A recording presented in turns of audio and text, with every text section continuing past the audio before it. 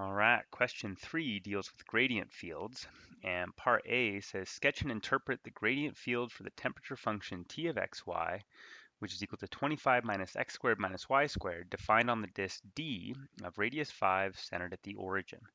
So I've included our disk D here and our temperature function, and if I go ahead and compute the gradient of this function, I'm going to get minus 2x for the I component, that's just the x derivative of t, and minus 2y for the j component, that's the y derivative of t. And I can go ahead and factor out that minus 2 to get minus 2 times the vector xy. All right, now the level curves of t, these are just the set of points that are at a fixed temperature. So if I set t of xy equal to c and do some rearranging, I'm going to get the equation of a circle centered at the origin of radius square root of 25 minus c. And note here that c has a high end of 25. That's when the radius is 0.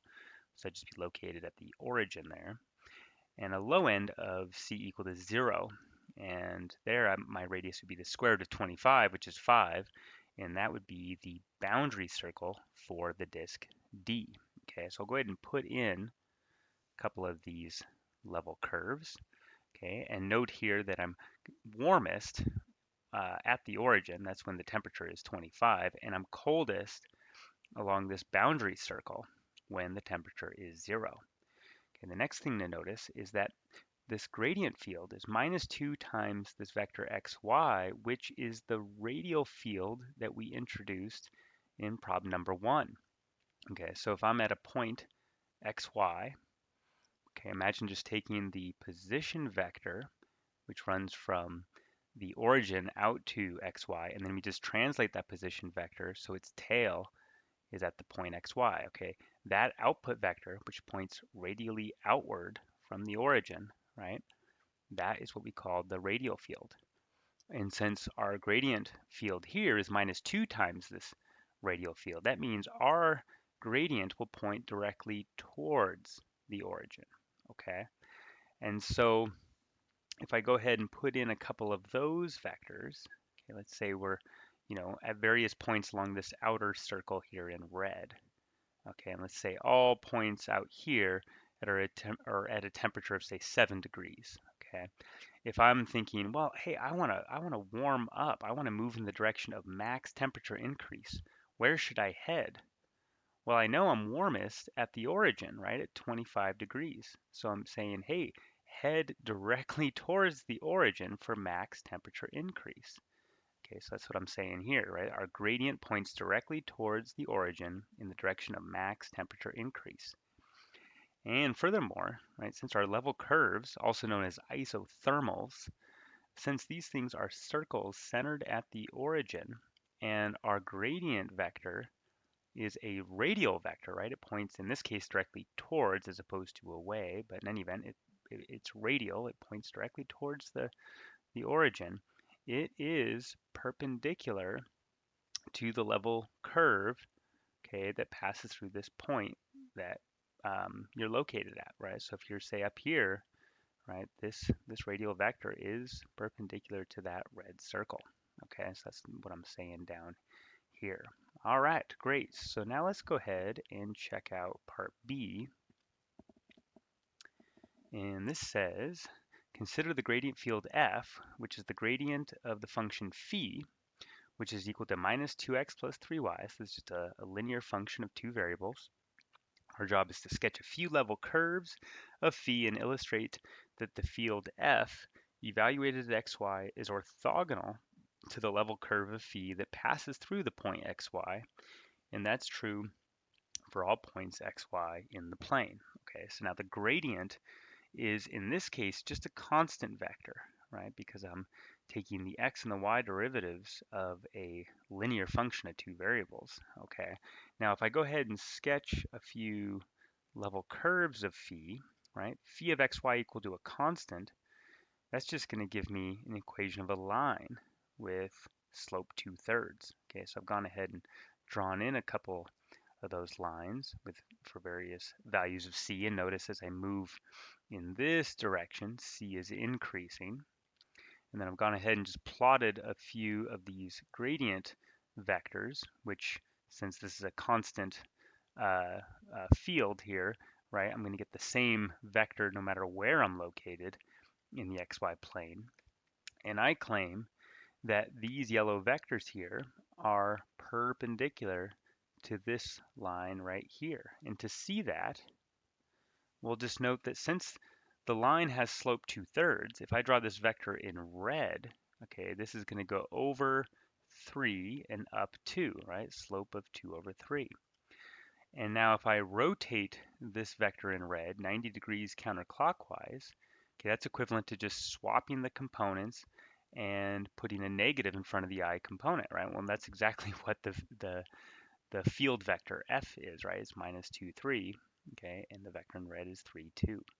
So yes, they are in fact perpendicular.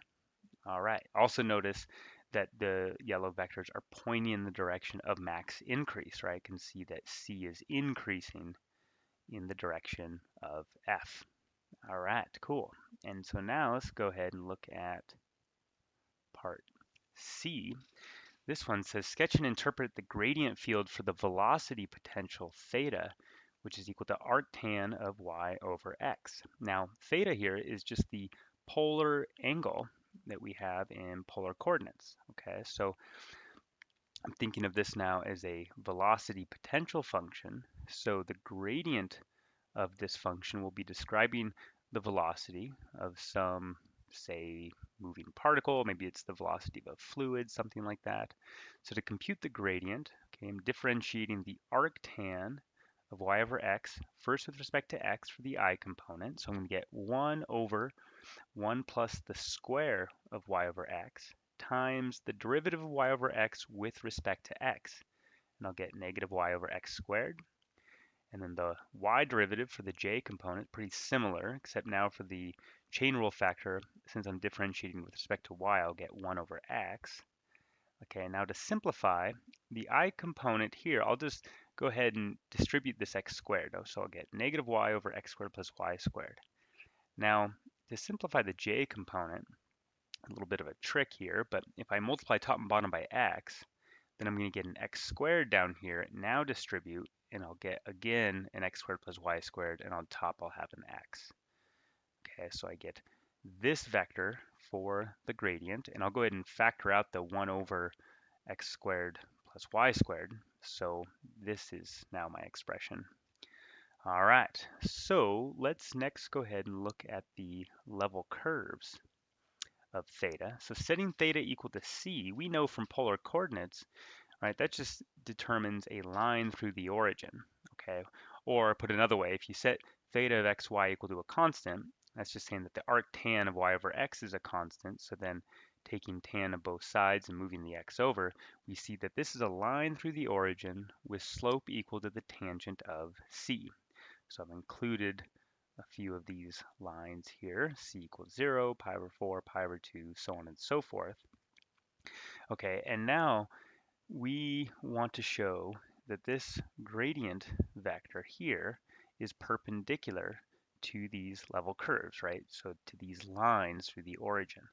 And the big insight, the big thing to notice here is that this vector, minus y comma x, that's the rotation field that we introduced in problem 1. Now this factor out in front, this is 1 over the square of the magnitude of this vector minus y comma x. Okay, so if I were to go ahead and put in some circles just for reference centered at the origin, okay, I'm thinking back to problem 1, right? We know that at these points of contact, the rotation field will be tangent, right, to these circles here at these points of contact. And so if we're tangent to these circles, right, then we are also perpendicular to these level curves of theta. Okay, so if I imagine, let's say I'm right here, and I'm at this, I'm sorry, located at this level curve when c is pi over 4. And I'm thinking, hey, I want to head in the direction of max increase for theta. In which direction should I move? Well, I'm going to move along this circle, right, to increase theta at the fastest rate. And so in other words, I'm going to be moving in the direction of this tangent vector to this orange circle. So in other words, I'm moving in the direction of the gradient, right? It's in the direction of the rotation field. Now notice here, okay, as I move towards the origin, okay, the magnitude is going to increase. Okay, so as I move towards the origin, I am still seeing that tangency property, but now the lengths of the vectors will grow. As I move far away from the origin, okay, you'll still have that tangency property, but your magnitude will shrink. All right, very good. That's going to do it for this question. Thanks so much.